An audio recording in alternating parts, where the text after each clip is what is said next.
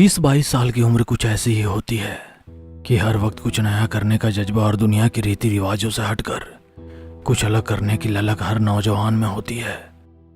मगर कुछ अलग करने की चाह हर बार सही हो ये जरूरी नहीं।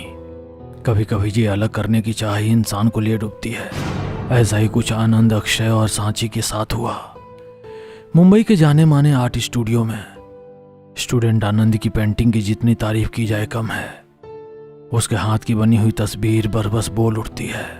उसे अपने इस टैलेंट पर बहुत घमंड था। वहीं उसके खास दोस्त अक्षय और सांची को आनंद की यह खूबी जरा भी रास नहीं आती, क्योंकि उन लोगों की तस्वीर भी बहुत अच्छी नहीं बनती थी, मगर हमेशा आनंद की तस्वीर के आगे फीकी रह जाती। इस कारण वे लोग आनंद से जलते और हर वक्त उसे नीचा दिखाने की कोशिश करते। एक बार उनके आर्ट स्टूडियो की ट्रिप पेंटिंग के सब्जेक्ट की तलाश में बनारस पहुंची। बनारस का 80 घाट, उसकी गलियां और माँ गंगा की खूबसूरती हर कलाकार को कुछ नया करने की प्रेरणा देते। 80 घाट पर घूमते घूमते वे लोग मणिकर्णिका घाट पहुंच गए, जो दुनिया का सबसे बड़ा शमशान घाट है। एक साथ ढेर सारी चिताओं को जलते देखना इंसान को जीवन के अंतिम सत्य से रूबरू करा देता है। बनारस आकर जितना दिल को सुकून मिल रहा था, इस जगह पर आकर ना जाने क्यों बेचैनी हो रही है। एक साथ इतनी चिताओं को जलते देखना मेरे रोंगटे खड़े हो गए। सच में बहुत अद्भुत नजारा है। जीवन का सत्य। जीवन का सच? यदि ये तुम्हें जीवन का सच लग रहा है तो क्यों ना इसे तुम पेंटिंग में उतार दो। तुम तो वैसे ही जीवन के सच पर ही पेंटिंग बनाते हो। अक्षय, तुमने तो आनंद को बहुत ही अच्छा आइडिया दे दिया। कहते हुए सांची हंसने लगी, मगर आनंद ने उन दोनों की बातों को बहुत सीरियस ले लिया। जीवन का सच है ये, हर व्यक्ति की आखिरी मंजिल। आज मैं इसे अपने कैनवास पर उतार ही लूंगा। कहते हुए आनंद अपनी पेंटिंग सामान लेकर वहीं मणिकर्णिका घाट पर बैठ गया। जलती हुई चिताओं को उसने अपने कैनवास पर हूबहू उतार दिया। पेंटिंग को लास्ट टच चिताओं से उड़ते हुए धुएं को काला रंग कर रहा था। तभी उसके रंग की डिब्बी उसके हाथों से गिर जमीन पर फैल गई। यार 5 मिनट का काम और बचा है, मगर अब ये मुसीबत शाम होने को आई है। काला रंग यहाँ आसपास भी कहीं नहीं मिलेगा, क्या करूं? वो ये सोच ही रहा था, तभी उसकी निगाह एक राख के ढेर पर गई। वो राख एक ठंडी हो चुकी चिता की थी। उसे तुरंत ना जाने क्या सूझा। उसने चिता की राख उठाई और उसे पानी में घोलकर अपनी पेंटिंग के लिए ब्लैक कलर बना लिया।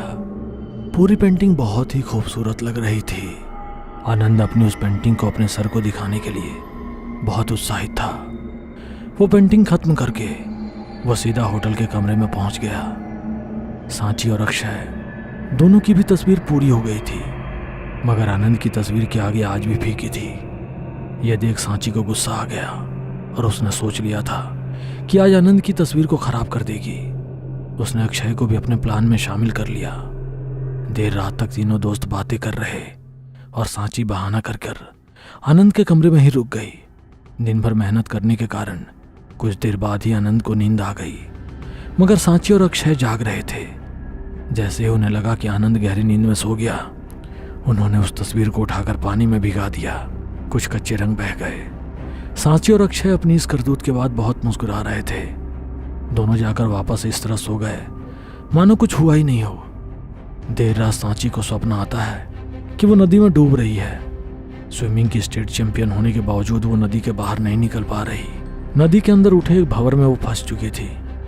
मदद के लिए ना तो उसके गले से आवाज निकल रही थी और ना ही वो हाथ पैर चलाकर नदी के किनारे पहुंच पा रही थी। नाक मुंह में पानी भरने के कारण वो बेहोश हो गई। वहीं दूसरी तरफ अक्षय को स्वप्न में एक बंद कमरे के अंदर घुटन होने लगी थी। वो बंद कमरा एक भट्टी की तरह तप रहा था। गर्मी के कारण उसके हाथ पैर में छाले आ गए।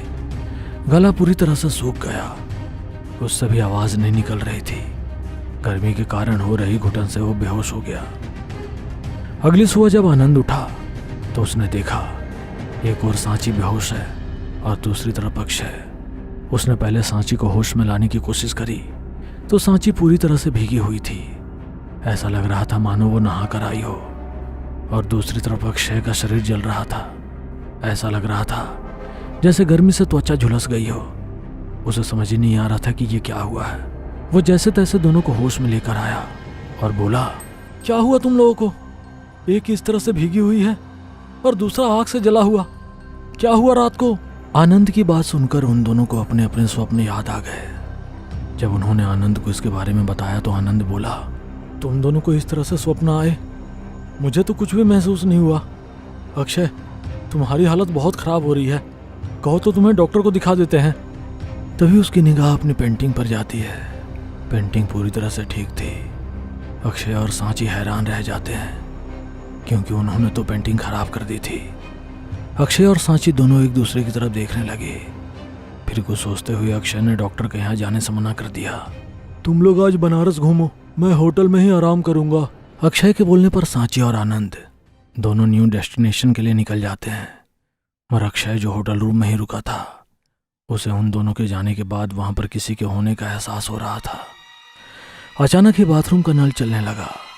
बाथरूम का नल बंद करने के लिए उठा तो उसे बाथरूम के कांच में एक जली हुई औरत की परछाई नजर आने लगी। डरकर वो पीछे की ओर पलट कर देखने लगा तो वहां पर कोई नहीं था। अब कांच में भी किसी की परछाई नजर नहीं आ रही थी। उसे लगा उसके मन का भ्रम होगा, इसलिए वो आराम करने के लिए कमरे के पलंग पर आकर लेट गया। मगर जैसे ही वो लेटा, उसे किसी के रोने की आवाज आने लगी। उसने आंखें खोलकर कमरे में इधर उधर देखा तो कोई भी नहीं था। तभी एक महिला की आवाज आई, अक्षय, अक्षय। किसी महिला के मुंह से अपना नाम सुनकर अक्षय ने कहा, कौन है यहाँ पर? मैं हूँ जिसे मरने के बाद भी तुमने चैन से नहीं रहने दिया। तुमसे बदला लेने आई हूँ। बदला? कैसा बदला? अक्षय कुछ समझ पाता उसके पहले ही एक चादर हवा में गोल राउंड बनाता हुआ घुमा और उसके गले में फांसी के फंदे की तरफ फंस गया।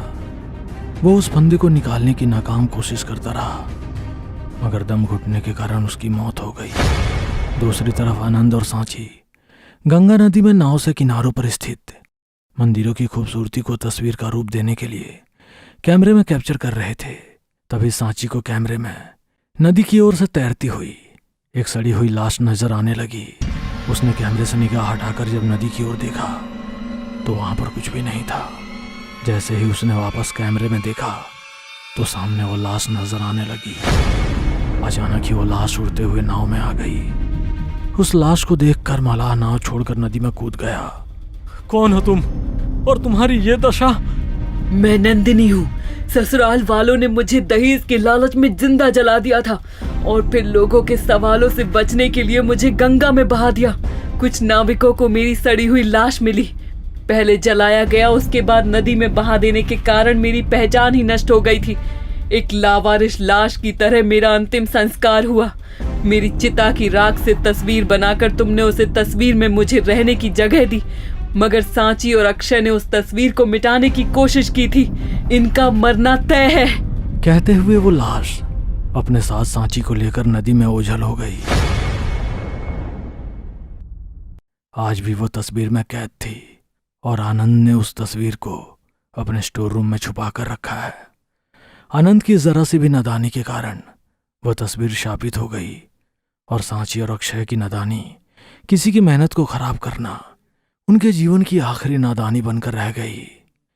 किसी के भी मेहनत के साथ कोई खिलवाड़ करने से पहले सोचना चाहिए। हेलो दोस्तों, यदि आप हमारे चैनल से नए जुड़े हैं तो हमारे चैनल एवी लाइव को सब्सक्राइब जरूर करें और अपने दोस्तों में शेयर करें